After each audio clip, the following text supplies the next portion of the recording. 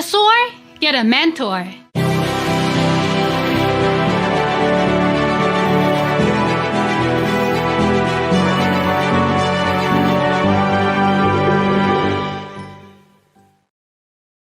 Hey, it's Nina Carmichael. We made this video, it's because you're probably the most ambitious person in your circle, but you know you're capable of more. And you get that push by surrounding yourself with the best. So today, let's learn from one of the best, my husband, Evan Carmichael. Mentor me, Evan. Okay, let's kick it off with rule number 1, be bold. What would the boldest version of you do? Think about your mission. Think about your goals. Think about what you are trying to accomplish. You've got what you're doing now, but think about what the boldest version of you, if you summoned the boldest version of you into existence right now, what would he or she tell you to do? So when I did my tour earlier this year, it was 90 days, 23 cities, and at first I wanted to do it for free. I love doing free coffee shop meetups every time I travel to a new city, and I told my agent Steve in New York, hey man, this is my idea. He said, you need to charge for the event. You gotta play bigger. You gotta do a bolder version of you. And it's freaked me out. It scared me because I don't want to disappoint people. And the idea of charging for something and then me disappointing people and then hitting that fear every 4 days, because I got up in a new city every 3 to 4 days for 90 days, was me being able to conquer my fears. And so Steve pushed me, and I have Steve's voice in my head. It's like, you need to play bigger. You got to do something bolder. What's the next step? And so I'm looking at my next tour coming up in 2020 around my book, Built to Serve, and I'm trying to think, how do I make it even bigger? How do I make it even bolder? Because what I've done has been great. And it's not trying to take away from what I've done. It's amazing. I'm proud of myself. I'm grateful. Awesome. And I know I'm capable of more. And I know I need to do something at the next level, because if I want to go off and accomplish my mission, I need to. Because at the rate I'm going right now, I'm not going to hit 1 billion people. I'm not going to solve the world's biggest problem. I'm not going to have the impact and reach that I know I can have unless I demand more boldness, bigger scale from myself on a daily basis. And so for me, having Steve's voice in my head, having Elon Musk's voice in my head, having Steve Jobs and Ipa Giannini and my parents and Kanye West and Howard Schultz constantly in my head, the content that I make is for myself. It's selfish for myself. And then I share it with you guys, and thankfully you like it, so I can build a business around it and hire your team and keep creating more. What makes you bold? What makes you come alive? And how do you summon that creature on a daily basis?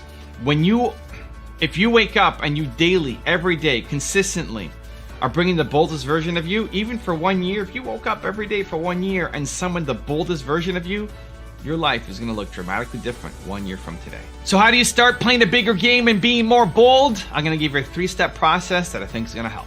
Step number 1, what would the boldest version of you do? Just asking that question, just taking 5 minutes, sit down, grab your coffee, eat your breakfast, have no distractions, and just think about it for 5 minutes. What would the boldest version of you today do?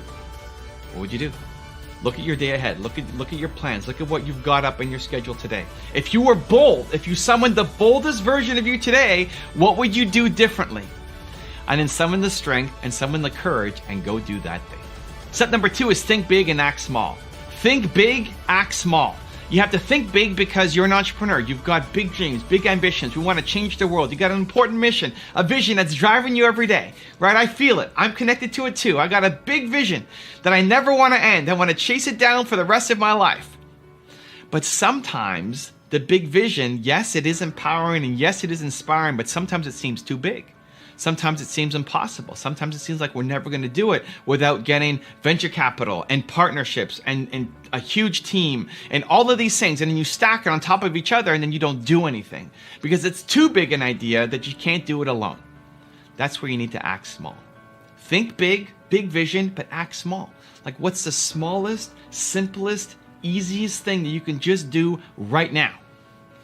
It might be just picking up your phone and making a video. You want to have a YouTube channel? You want to build momentum? Create a video today, right now. And you won't know what you're talking about, and you won't have perfect audio, and you won't have the great lighting, and it will be garbage editing. Great. Because the biggest thing that's missing from you, from your mission actually happening, is momentum. You're a genius. You've got great ideas. That thing that's in here needs to be birthed. but there's no momentum. You're not doing enough on a daily basis to actually create that thing and get it out to the world. So think big, act small. And step number 3 is to understand that your bucket list is your excuse list. People walk around with a bucket list of things that they want to do before they die. The problem is you've given yourself until you die as your timeline. It's an excuse list. Look at what's on that bucket list. Everything on there is excuses. You've come up with stories as to why you can't do it. I just came back from speaking at Dean Graziosi's and Brendan Burchard's event in Phoenix, and there was a woman who was in front of me and said, hey, I've got dancing on my bucket list. She found out that I had owned Toronto Dance Salsa, and now dancing's on my bucket list. Like, don't say that. Your bucket list is your excuse list. And then she was taken aback, but then she looked down and she pulled up her dress a little bit, and you could see she had a broken foot or something wrong with one of her legs. I said, great. She's showing it to me as if, oh, now I'm supposed to understand your situation. That's why you can't go dancing.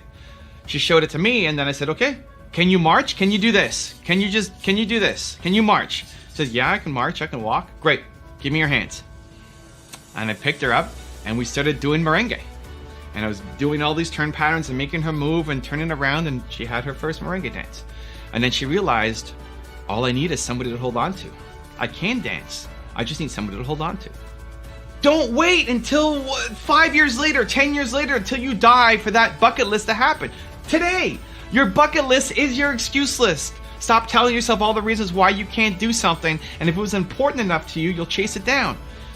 I'm passionate about this. I'm going to tell you one more story. There was one guy, same event, who says getting to the top of whatever mountain is on his bucket list.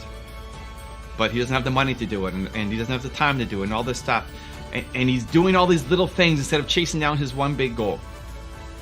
If he hit the top of the mountain, everything else in his life would change, would be different. He'll come back a different person, a different human. All the things that he thinks are so important to him right now will not be important when he comes back.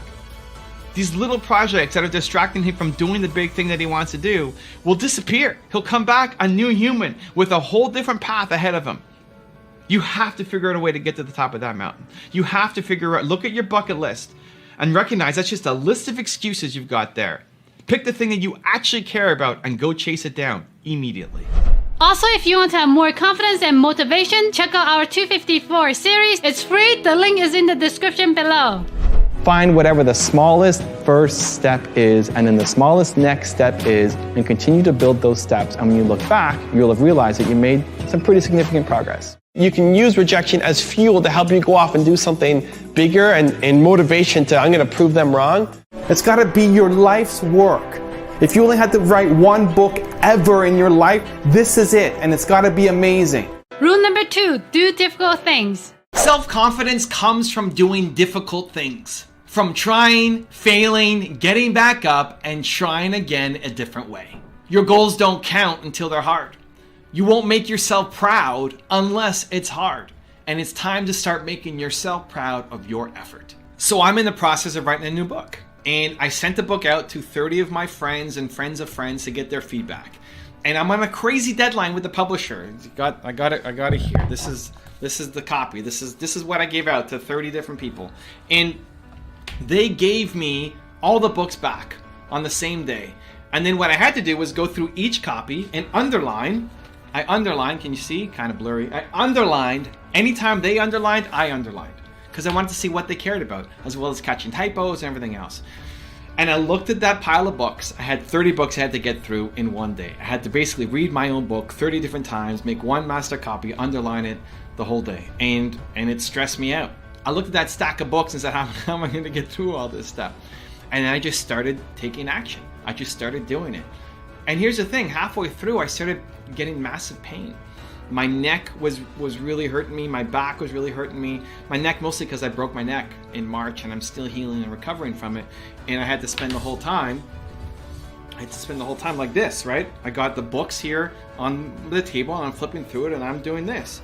And it takes a toll the whole day doing it like this. So a couple hours in, I'm having massive neck pain.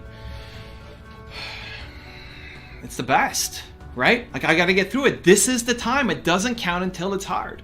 I don't want to be doing this every single day, right? If that's every day, you need to change your life, you need to change your habits. But in those rare moments, when you get the chance to push yourself, either physically, mentally, or just courage because you're afraid of doing something, that's your chance. That's your chance to show yourself what you're made of. It was painful.